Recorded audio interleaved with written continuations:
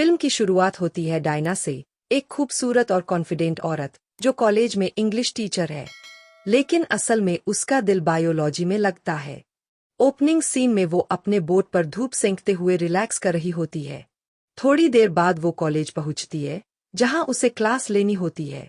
Class के दौरान उसकी नज़र एक स्टूडेंट पर टिक जाती है, जय। हैंडसम, थोड़ा रहस्यमयी सा लड़का। उसमें कुछ ऐसा था जिसने डायना का ध्यान खींच लिया। लेक्चर खत्म होते ही वो उसे बुलाती है और पूछती है, मेरे लिए कुछ करोगे? जय, थोड़ा कंफ्यूज लेकिन एक्साइटेड होकर कहता है, जरूर। उसे अंदाजा भी नहीं होता कि आगे क्या होने वाला है। अगले सीन में जय डायना की बोट पर होता है, पेंटिंग में बिजी। तभी डायना स्विमसूट पहनकर बाहर आती है। उसकी मौजूदगी को नजरअंदाज करना नामुमकिन था। वो जय की तरफ बढ़ती है, मुस्कुराकर उसे ड्रिंक ऑफर करती है और फिर अंदर आने को कहती है। धीमी और सॉफ्ट आवाज में पूछती है, जय, तुम मुझसे प्यार करते हो? जय थोड़ा संभलते हुए कहता है, मैं अभी काम कर रहा हूँ, डिस्ट्रैक्शन नहीं चाहिए। लेकिन कुछ ही पलों में वो खुद को रोक नहीं पाता और मान लेता है कि वो डायना के बारे में क्लास में भी सोचता रहता था।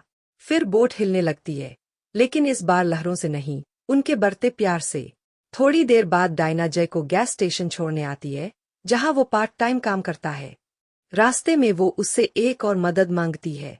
जय पहले से ही उसके जादू में बन चुका होता है, इसलिए बिना सोचे हाँ कह देता है। अब कहानी शिफ्ट होती है माइकल की तरफ, डायना का पति। वो भी उसी कॉलेज में प्रोफेसर है, लेकिन उसकी बैकग्राउंड अमीर फैमिली से है। माइकल की माँ और दादी के पास करोड़ों की प्रॉपर्टी और बिजनेस एम्पायर है, लेकिन वो माइकल पर भरोसा नहीं करती, उसे कुछ भी कंट्रोल करने नहीं देती। इसी बात से परेशान होकर माइकल और डायना एक चाल चलते हैं और इसमें जय को फंसाने की प्लानिंग करते हैं। अगले दिन वो जय से मिलते हैं और उसे प्लान समझाते हैं। उसे माइकल की माँ लिलियन और दादी ली को डराना है, ताकि वो रिटायरमेंट होम में शिफ्ट हो जाए। ऐसे में सब कुछ माइकल के नाम हो जाएगा। फिर एंट्री होती है लिलियन की, सख्त स्वभाव वाली दादी।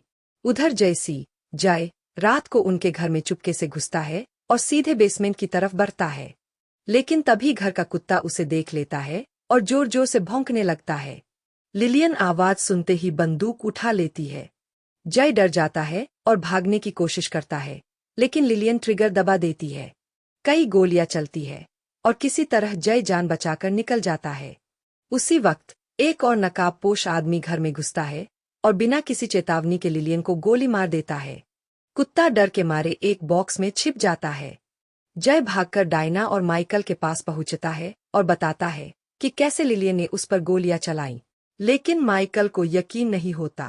वो अपनी माँ को फोन करता है, मगर कोई जवाब नहीं मिलता। घबराए हुए तीनों लिलियन के घर पहुंचते हैं और सामने होता है डरावना मंजर। सारे शक जय पर आते हैं, लेकिन वो बार बार कहता है कि पुलिस को बुलाओ ताकि सच्चाई सामने आ जाए। मगर माइकल उसे रोक देता है, कहता है कि इसकी कोई जरूरत नहीं। अगले दिन माइकल फिर कॉलेज में क्लास लेने जाता है, लेकिन जय का ध्यान कहीं और है। वो बीच लेक्चर में उठकर डायना के पास पहुंचता है और पूछता है, हमारा प्लान तो बस ली को इनकम्पिटेंट साबित करना था, फिर उन्हें क्यों मारा गया? डायना शांति से बोलती है, तुम्हारी कोई गलती नहीं, सब कंट्रोल में है। और अपने अंदाज में उसे फिर से बहकाने लगती है। लेकिन बाहर खड़ा माइकल सब सुन लेता है। उसका चेहरा गुस्से से भर जाता है। माइकल के जाते ही सिंथिया अंदर आती है। वो जय को बाहर निकलते हुए देखती है और कहती है कि उसके पास डायना और जय की बोट पर वाली फोटोज है। वो उसे ब्लैकमेल करने की कोशिश करती है। जय गुस्से में कहता है, मुझे कोई फर्क नहीं पड़ता, जो करना है कर लो, और वहां से चला जाता है। सिंथिया गुस्से में तमतमाती है और सीधा माइकल के पास जाने का फैसला करती है। वहां उसकी मुलाकात होती है जॉर्ज यानी माली से। घर का अजीब माहौल देखकर वो बिना कुछ कहे निकल जाती है। उधर जॉर्ज माइकल से लिलियन और ली के बारे में पूछता है, तो माइकल बिना झिझक झूठ बोल देता है कि वो ट्रिप पर गई है। जय फिर से डायना की बोट पर लौटता है जवाब ढूंढने। वहां उसे जूते, बंदूक और बाकी सब सबूत मिलते हैं जो उसे फंसा सकते हैं। वो कुछ समझ पाता इससे पहले ही डायना आ जाती है। जय कहता है, मैं सब कुछ बताने वाला हूँ। लेकिन डायना शांत रहती है और उसे समझाती है, माइकल बहुत चालाक है, उससे टकराना मत। जय चुप हो जाता है और एक बार फिर उसकी बातों में आ जाता है।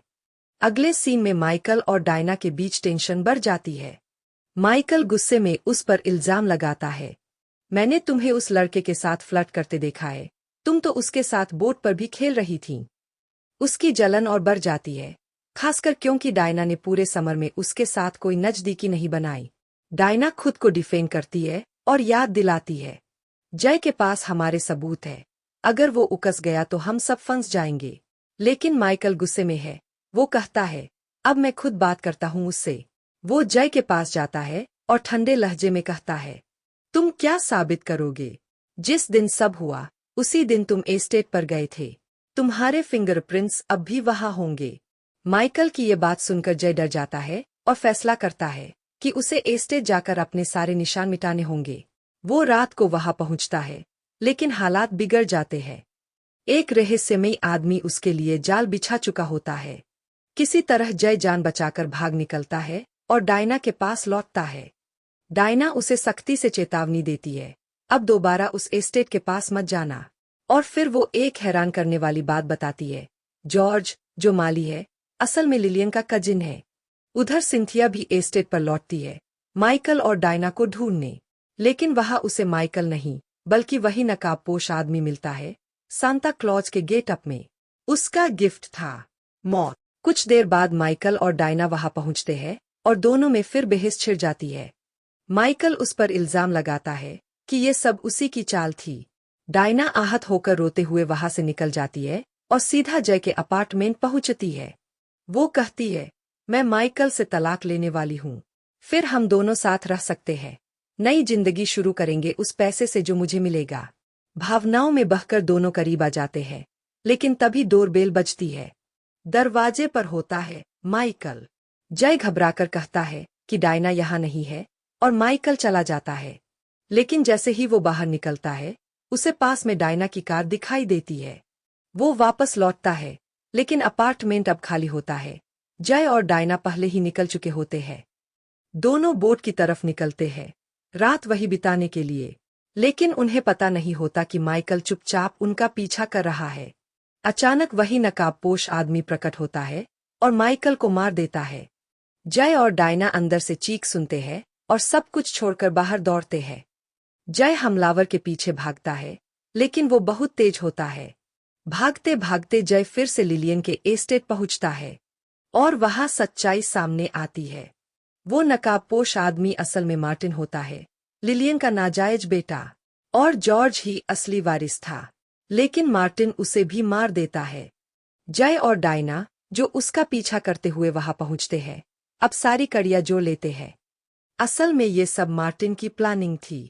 वो एस्टेट का हकदार था, लेकिन लालच और गुस्से ने उसे हत्यारा बना दिया।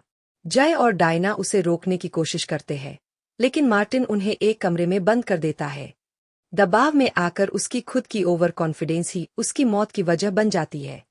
फाइनल मुकाबले में जय उससे भिड़ता है और आखिरकार उसे मार गिराता है। कुछ समय बाद डायना जय से मिलने आती है। वो मुस्कुराते हुए कहती है, थैंक यू जय, अब सारा पैसा मेरा है, और तुमने तो वाकई बहुत वफादारी दिखाई। वो उसे हवाई चलने का ऑफर देती है, चलो नई जिंदगी शुरू करते हैं। जय, जो अब सब बंधनों से आजाद है, खुशी खुशी मान जाता है। वो अपनी कार में बैठता है, पुराने गम पीछे छोड़ देता है और मुस्कुराते हुए ढलते सूरज की ओर निकल पड़ता है। और बस यही खत्म होती है ये कहानी। देखने के लिए शुक्रिया। वीडियो अच्छा लगा हो तो लाइक और सब्सक्राइब जरूर करें। मिलते हैं अगले वीडियो में। ना सिर दुसो।